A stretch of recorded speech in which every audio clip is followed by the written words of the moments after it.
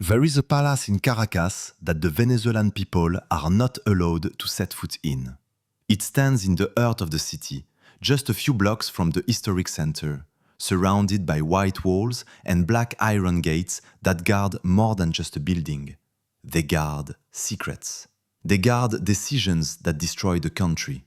They guard the story of how the richest nation in Latin America became the poorest in less than 2 decades. Its name is the Miraflores Palace. From the outside, it looks modest, a colonial-style construction from the early 20th century, painted white with red roof tiles and well-kept gardens. It has none of the gold of Versailles, none of the marble of the Kremlin. At first glance, it does not impress. But inside those walls, the decisions were made that emptied the vaults of the central bank, that sent airplanes loaded with gold to Turkey on night flights, that signed contracts with Odebrecht worth billions that never resulted in a single completed project, that allowed children to die in hospitals without medicine while generals bought condos in Miami. Miraflores is not just a palace, it is the scene of the greatest crime in the history of Latin America. Venezuela has the largest oil reserves on the planet, more than Saudi Arabia, more than Iran, more than Russia. 303 billion barrels waiting beneath the ground. For decades, that oil made Venezuela the most prosperous country on the continent. Venezuelans traveled to Miami to buy clothes. They studied at the best universities in Europe. They had a currency so strong that the rest of Latin America looked on with envy. The bolivar was a symbol of wealth. Today, it is worth nothing. Today, 7 million Venezuelans have fled the country. 7 million, 1/4 of the population. Walking along Andean highways, crossing jungles, sleeping in bus terminals in Colombia, Peru, Ecuador, begging at traffic lights in cities they never imagined they would know. What happened? How did a country with 303 billion barrels of oil end up with hospitals without gauze, supermarkets without food, and millions of people eating from the trash? The answer has a first and last name. But before we get to it, we have to talk about the numbers. Between the year 2000 and 2015, Venezuela received more than $300 billion from oil exports. 300 billion. Enough to build a first world country. Enough to have hospitals like Switzerland, highways like Germany, schools like Finland. That money disappeared. It did not vanish by accident. It was not lost due to bad luck. It was stolen. Systematically, methodically, by a network of officials, military officers and businessmen who looted every cent they could while the people applauded speeches about revolution and sovereignty. And the gold. Venezuela had 365 tons of gold in the vaults of the central bank. It was the emergency reserve, the backing of the currency, the savings of generations of Venezuelans. Today, less than 80 tons remain. Where is the rest? Some of it flew to Turkey on airplanes that took off at dawn. Some went to the United Arab Emirates. Some ended up in Iran in exchange for favors that have never been publicly explained. Venezuelan gold bars melted down and sold on Middle Eastern black markets, while Caracas hospitals operated without anesthesia. That is the story we are going to tell. The story of the greatest looting Latin America has ever seen. The story of how a bus driver reached the Miraflores Palace and became the most wanted man on the continent. The story of Nicolás Maduro.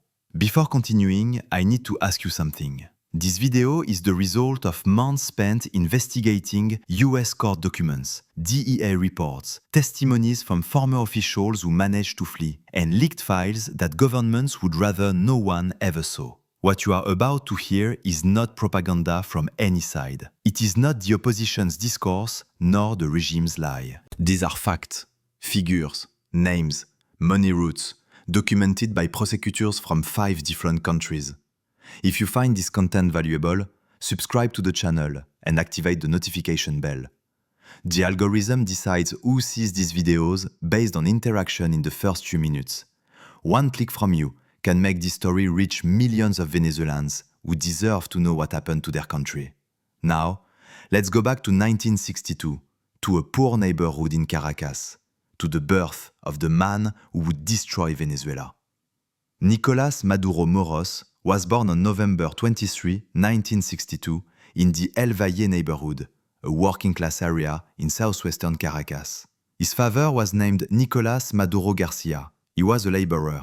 He worked in the oil industry and was active in left-wing parties when the left was still persecuted in Venezuela. A man of firm convictions who took his son to union meetings before the boy could even read. His mother was named Teresa Moros, a housewife dedicated to raising her children in a small apartment where money never overflowed but never lacked for the essentials. Nicolás was the eldest of 4 siblings. He grew up in the streets of El Valle when El Valle was still a working-class neighborhood. Not misery, but not luxury either. Families living on bi-weekly wages, children playing baseball on dirt fields, neighbors who knew each other by name and borrowed sugar when needed. At school, Maduro did not stand out. His classmates remember him as an average student, neither brilliant nor problematic. A tall, heavy-set boy who preferred recess to classes and political conversations to textbooks. Politics entered his life early. At 12 years old, he was already attending party meetings with his father. At 15, he was handing out pamphlets at factory gates. At 17, he participated in student protests against the government of the day. But he never finished high school. It is a fact his enemies constantly repeat and his defenders minimize. Nicolás Maduro has no secondary education diploma. He has no university degree. He has no documented professional training. What he did have was a ticket to Cuba. At the end of the 1970s, Maduro traveled to Havana as part of an exchange program for young Latin American revolutionaries. He was 17 years old. It was the first time he left Venezuela. Cuba in 1979 was the beacon of the continental left. Fidel Castro had been in power for 20 years, defying the United States. Che Guevara was a martyr. The Cuban Revolution was the model millions of young Latin Americans wanted to replicate. Maduro spent a year on the island. No one knows exactly what he did during that time. The official version says he studied at the Julio Antonio Mella National School of Cadres, a political training center for foreign revolutionaries. The unofficial version, repeated by Cuban defectors, says he received more specialized training. What is documented is that Maduro returned to Venezuela transformed. He was no longer a young man handing out pamphlets. He was a political cadre trained in Marxist-Leninist doctrine, a disciplined militant who understood how power structures worked and how to infiltrate them. But he needed a job. In 1986, Nicolás Maduro began working as a driver in the Caracas metro system. He was a bus driver. He drove one of the units that transported passengers from metro stations to working-class neighborhoods. His co-workers from that time remember him as an affable man, talkative, always discussing politics with anyone willing to listen, always organizing union meetings after his shift. It was in the union that Maduro found his path. He became a union leader in the Caracas metro. He negotiated contracts, organized strikes, appeared at assemblies with fiery speeches against the governments of the day and in favor of a revolution that, according to him, Venezuela needed. And then, in 1992, something changed the country's history. A lieutenant colonel in the army named Hugo Chavez attempted a coup d'etat. It failed. He was arrested. He was taken in handcuffs before television cameras. But before being taken away, Chavez pronounced 2 words that were burned into the memory of millions of Venezuelans. For now. The coup had failed for now. Nicolás Maduro watched that broadcast like millions of Venezuelans, but unlike most, he decided to act. He joined the movement that supported Chavez from outside prison. He organized protests demanding his release. He recruited militants among metro workers. He became one of the most visible activists of Chavismo before Chavismo even had a name. When Chavez was released from prison in 1994, Maduro was there, waiting for him. And Hugo Chavez never forgot loyalty. Hugo Chavez won the presidential elections of 1998 with 56% of the vote. Venezuela would never be the same again. Chavez was charismatic, theatrical, a natural communicator who could speak for hours without losing his audience. He had a television program called Allo Presidente, where he sang, recited poetry, insulted his enemies, and announced expropriations live on air. On Sundays, he could last 8 hours in front of the cameras. The people adored him. The elite hated him. And Nicolás Maduro was always by his side. During the early years of Chávez's government, Maduro held minor positions. He was a deputy in the National Assembly, president of the Assembly. Important roles, but secondary. The spotlight was always for Chávez. Always Chávez. But Maduro had something others did not. Patience. While other power aspirants fought to appear in photographs, Maduro worked in silence. He organized. He built loyalties. He obeyed Chávez's orders without questioning them, without shining too brightly, without arousing suspicion. He was the perfect second. In 2006, Chávez appointed him Minister of Foreign Affairs. It was a surprising promotion. Maduro did not speak foreign languages. He had no diplomatic experience. He did not know international protocols. But he knew Cuba. And Cuba was a true foreign policy of Chavismo. During his 6 years as foreign minister, Maduro consolidated the alliance with Havana. Thousands of Cuban doctors arrived in Venezuela in exchange for subsidized oil. 100,000 barrels per day that kept the island's economy afloat. Cuban intelligence advisors settled in Venezuelan ministries. State security experts trained police forces. Venezuela was paying the debt Maduro had incurred in his youth. And Chávez was sick. In 2011, the president announced he had cancer. He did not say what type. He did not say how advanced it was. He only said he would travel to Cuba for treatment. Rumors exploded. Over the next 2 years, Chávez appeared and disappeared. He traveled to Havana for weeks. He returned swollen from treatments. He gave speeches swearing he was cured, then disappeared again. The country was governed by Twitter. Chávez tweeted instructions. He appointed ministers in 140 characters. He announced economic policies between chemotherapy sessions. It was a ghost government run from a hospital in Havana. And while Chávez was dying, Maduro was preparing. On December 8, 2012, Hugo Chávez appeared on national television. He looked emaciated. His voice trembled. He said something no one expected. If anything happened to him, if he could not continue, the people should vote for Nicolás Maduro. He is one of the young leaders with the greatest capacity to continue with my firm hand, my gaze, my heart of a man of the people. It was the anointing, Chávez's finger pointing to his successor before millions of Venezuelans.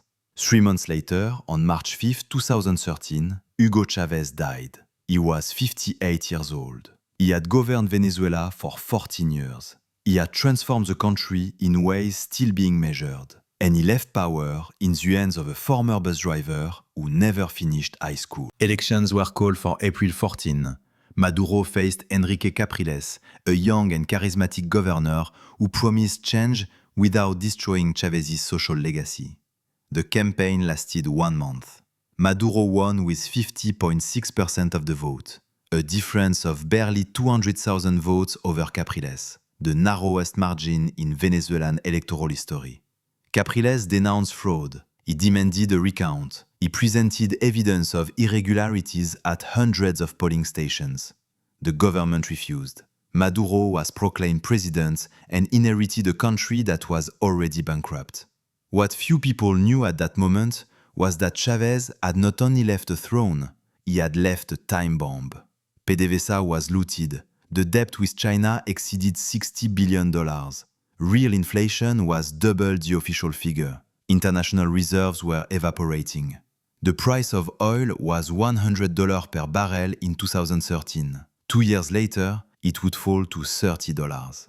And Nicolás Maduro, the bus driver, the man trained by Cuba, the heir anointed by Chávez, was about to preside over the most brutal collapse Latin America had seen in a century. To understand what happened to Venezuela, you have to understand what PDVSA was. Petróleos de Venezuela S.A., the largest company in Latin America, the 5th largest oil company in the world. A corporation that, at its peak, produced 3.5 million barrels of oil per day and generated more revenue than many European countries. PDVSA was not just a company, it was Venezuela. Oil represented 95% of the country's exports. Every hospital, every school, every road, every subsidy, every social program depended on the money PDVSA generated. Without PDVSA, Venezuela did not exist as a modern nation. Hugo Chavez understood this from the beginning. In 2003, after an oil strike that nearly toppled him from power, Chavez fired 18,000 PDVSA employees. Engineers, geologists, specialized technicians, executives with decades of experience, all dismissed for opposing the government. He replaced them with loyalists. It did not matter if they knew about oil. It mattered if they were Chavistas. It was the beginning of the end. Production began to fall slowly at first, from 3.5 million barrels to 3 million, then to 2.5 million. Refineries that once ran like Swiss watches began to fail. Wells that did not receive maintenance began to dry up. But oil prices were rising. Between 2004 and 2014, the barrel averaged over $80. At times, it exceeded $100. Venezuela received the largest inflow of money in its history. $300 billion in a decade. Where did that money go? Some went to social programs. The missions, as Chavez called them, Barrio Adentro for health, Robinson Mission for literacy, Housing Mission for popular housing. Programs that lifted millions out of extreme poverty and gave Chavez a level of popular support his enemies could never break. But another part went elsewhere. Prosecutors who have investigated the case speak of a corruption system without precedent in the continent's history. PDVSA officials signed contracts with shell companies that existed only on paper. Projects paid at 3 times their real value. Refineries that were never built. Drilling rigs that were never purchased. Ships that existed only on falsified invoices. The Odebrecht case exposed part of it. The Brazilian construction company admitted to paying $98 million in bribes to Venezuelan officials between 2006 and 2015. 98 million documented. What was not documented was how much the officials who received those bribes stole. But PDVSA was only part of the looting. The other part was in the vaults of the central bank. Venezuela had 365 tons of gold in reserves. It was the backing of the currency, the emergency savings of the nation. Gold bars accumulated over decades that guaranteed the bolivar was worth something. When Maduro came to power, the reserves began to disappear. First came legal sales. The government sold gold to pay debts and buy imports. It was desperate but understandable. Oil prices had fallen and the numbers did not add up. But then came the night flights. In 2018, investigators tracked planes that took off from the Maiquetía airport at 3 a.m. bound for Turkey. Cargo planes that did not appear in official records. Planes that, according to intelligence sources, carried tons of Venezuelan gold. Turkey bought the gold without questions. It melted it down, removed the Central Bank of Venezuela markings, and resold it on the international market as Turkish gold. Clean gold, with no trace of its origin. Other flights went to the United Arab Emirates, others to Iran.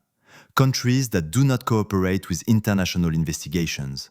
Countries where Venezuelan gold disappeared forever. How much was taken? The most conservative estimates speak of 200 tons. 200 tons of gold that left Venezuelan vaults and never returned. At current prices, that is more than $15 billion. 15 billion that could have bought medicines for hospitals that today operate without anesthesia. That could have imported food for children who today search in the trash. That could have kept a collapsing country running. Instead, they became anonymous gold bars in vaults in Istanbul, Dubai, and Tehran. While the Venezuelan people starved, Venezuela's gold disappeared into the night and Maduro remained in Miraflores, signing decrees, giving speeches about imperialism, blaming the United States for every ill, while the vaults emptied beneath his feet. Nicolás Maduro never appeared on the Forbes lists. Officially, his only income was his presidential salary, a few $1,000s a month in a country where the minimum wage could not buy a carton of eggs. But the money was not in his name, it was in his family's. Cilia Flores, Maduro's wife, was a lawyer before becoming First Lady. She presided over the National Assembly during Chávez's years. She was one of the most powerful women in Chavismo, with an influence network that extended through all ministries. But it was her children from a previous marriage who drew investigators' attention. Maduro's stepchildren, Walter, Yoser, and Yosual Flores, never held important public office. They did not give speeches, they did not appear on state television. They lived in the shadows of power. And they lived very well. In 2017, US Treasury investigators traced properties linked to the family in South Florida, luxury apartments in Miami, oceanfront condominiums, high-end vehicles registered under shell companies in Delaware. How could the stepchildren of a president earning a public official's salary buy multi-million-dollar properties in the United States? No one gave explanations, but Florida was not the only destination. In the Dominican Republic, intelligence sources identified properties linked to high-ranking Chavista officials, mansions in private compounds with 24-hour security, places designed to go unnoticed, places to enjoy fortunes without questions. In Spain, the Anti-Corruption Prosecutor's Office investigated bank accounts and real estate movements of Venezuelan businessmen close to the government. Apartments in Madrid, flats in Barcelona, investments in tourist areas along the Mediterranean coast. In Andorra, the small principality between Spain and France, the scandal of the Andorran private banking system exploded in 2015. Investigators found multi-million-dollar accounts belonging to Venezuelan officials, money that arrived through a network of transfers designed to erase its origin. And then there was Cuba, the island where everything had begun for Maduro 30 years earlier. Western intelligence services documented the existence of Venezuelan government properties in Havana, official residences, as they called them, protocol houses for officials in transit. But there were other properties that appeared in no official records. Houses in the exclusive neighborhoods of Miramar and Siboney, where the Cuban elite lives. Residences with security provided by the Cuban intelligence apparatus. Places where a fugitive president could disappear if things went wrong in Caracas. Opponents called it the Cuban bunker, Maduro's plan B if everything failed. Because Havana was more than an ally for Chavismo. It was a partner, a protector, a life insurance policy. In exchange for 100,000 barrels of oil per day that kept the Cuban economy afloat for 2 decades, Cuba provided something invaluable: experience in survival. The Cuban intelligence advisors who arrived in Venezuela during Chávez's years did not come to teach medicine. They came to teach control.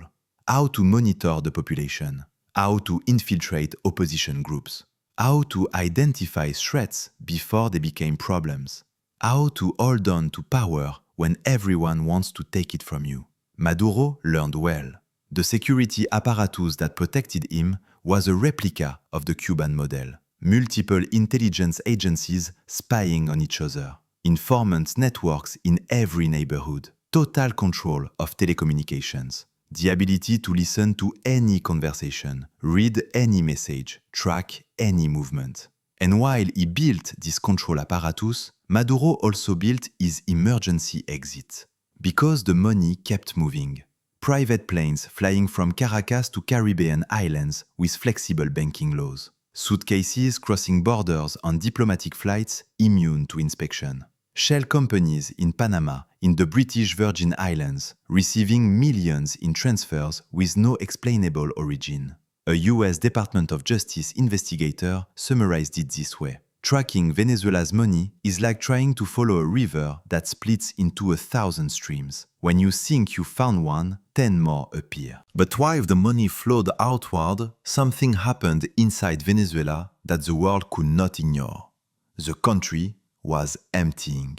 First came the rich, business owners who saw what was coming, professionals with degrees that still meant something abroad, those with savings in dollars and contacts in Miami, Madrid, anywhere but Venezuela. They left by plane, with suitcases, with plans. Then came the rest. By 2017, the crisis had hit bottom. Inflation exceeded 1,000% annually, the minimum wage could not buy 1 kilogram of meat, supermarkets had empty shelves guarded by armed guards, and the hospitals became slaughterhouses. Children with cancer died because there was no chemotherapy. Premature babies died because incubators were not working. Women gave birth in hallways, without anesthesia, without clean sheets, without certainty their children would survive the first night. Doctors cried in impotence.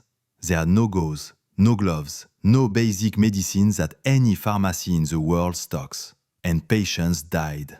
They died of diabetes because there was no insulin. They died of hypertension because there were no antihypertensives. They died of infections an antibiotic costing a few dollars could have cured.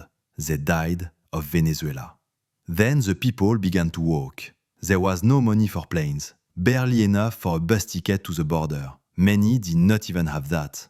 They walked. Entire families crossing the Simón Bolívar Bridge into Colombia with a backpack and the clothes they wore. Young people crossing Andean highlands at 4,000 meters above sea level with freezing temperatures, sleeping outdoors because there was no money for a hostel. They died on the way. Of cold in Colombian mountains, of dehydration in the Atacama Desert, of accidents on roads they did not know, of illnesses they could not treat. No one knows how many died trying to flee Venezuela. There are no records, no graves. Only families who stopped receiving calls. Those who arrived did not have it easier. In Peru, they were called venecos and spat on in the street. In Ecuador, they were blamed for insecurity. In Chile, they were crammed into rooms where 10 people slept together. In Colombia, the country that received the most refugees, xenophobia grew with the arrivals. But they kept coming.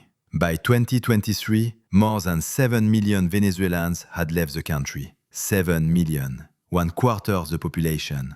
The largest exodus in Latin American history. Larger than Cubans fleeing Castro. Larger than Central Americans escaping civil wars. Larger than anything the continent had ever seen. 7 million ghosts wandering a continent that does not know what to do with them. And while they walked, while they died, while they begged at traffic lights in foreign cities, Nicolás Maduro appeared on television. In 2018, a video went viral. Maduro was seated in the restaurant of Turkish chef Sol Bey in Istanbul. The same chef, famous for cutting meat with exaggerated movements and sprinkling salt from his elbow. Maduro smiled. He smoked a Cuban cigar. He ate a steak covered in 24-karat gold that cost more than $1,000. While his people searched for food in the trash, Venezuela's president dined on gold-covered meat. The video went around the world. Maduro did not seem to care, because by then he was no longer governing for the people. He governed to survive, to stay in power one more day, to protect the fortunes he had helped accumulate. And the world finally acted. On March 26, 2020, the US Department of Justice made an announcement that would change Nicolás Maduro's fate. A federal grand jury in the Southern District of New York formally indicted him on 4 charges: conspiracy to commit narco-terrorism, conspiracy to import cocaine, possession of machine guns and destructive devices, and conspiracy to possess weapons of war. It was the first time in history the United States criminally charged a sitting head of state with drug trafficking.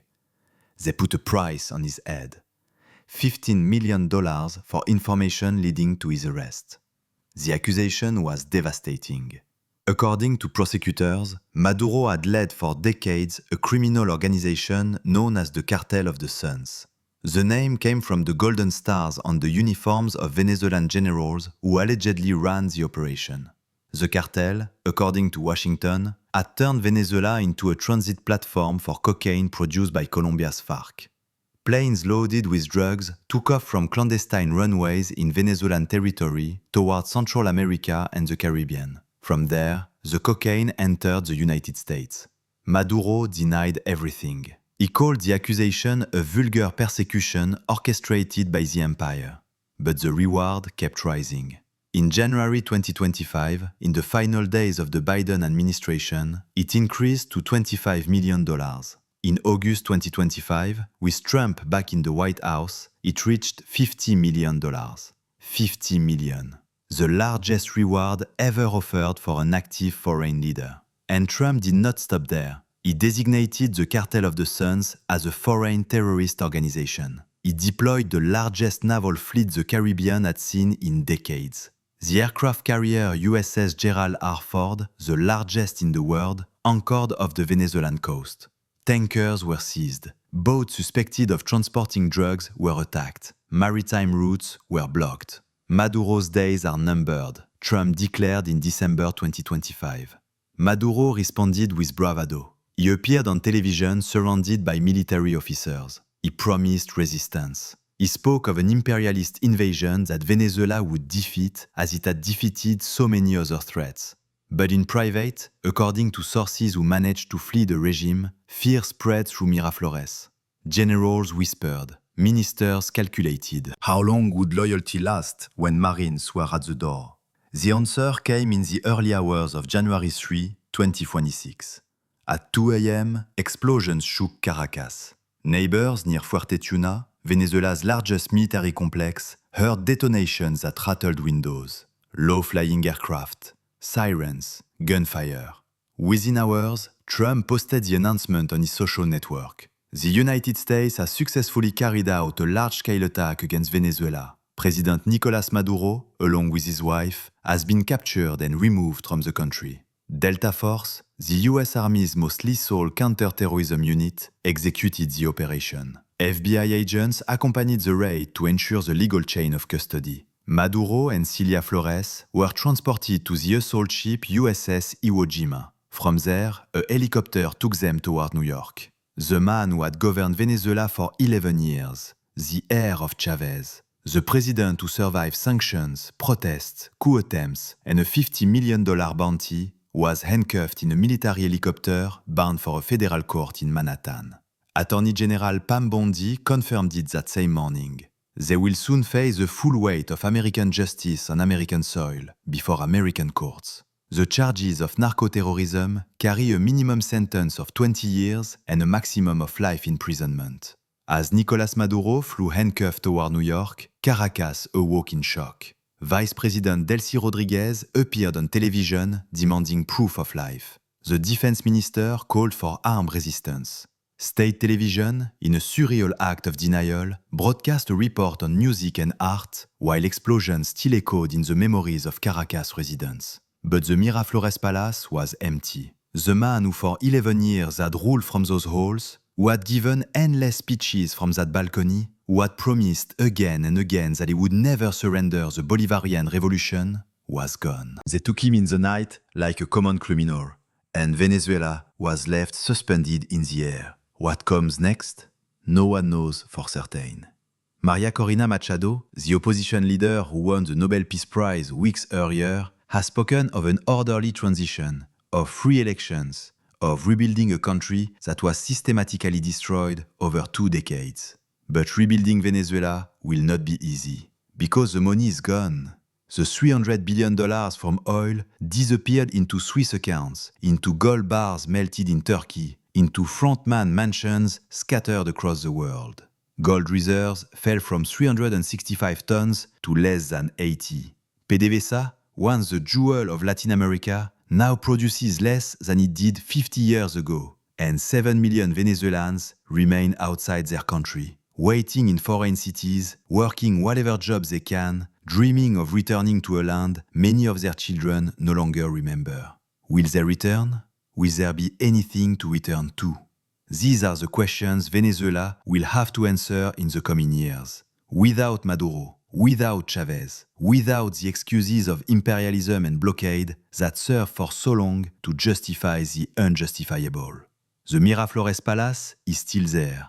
The white walls, the black gates, the gardens where decisions were made that destroyed a country. But the man who lived inside now awaits trial in a New York cell, accused of narco-terrorism, facing life imprisonment. And the billions that were stolen while his people starved will probably never be recovered.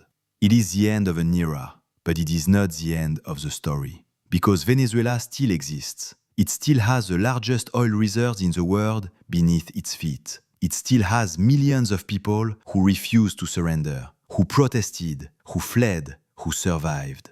And now, for the first time in 2 decades, they have an opportunity. Hopefully, they will not waste it. If you made it this far, thank you for being with me. This story was written as events continued to unfold. It is history in real time, and I wanted you to know it in full. From the bus driver who traveled to Cuba to the dictator handcuffed in a US military helicopter. If you found this content valuable, subscribe to the channel and activate the notification bell. We are documenting the stories the powerful do not want you to know. Leave me a comment. Do you think Venezuela will be able to recover the billions that were stolen, or has that money disappeared forever? See you in the next one.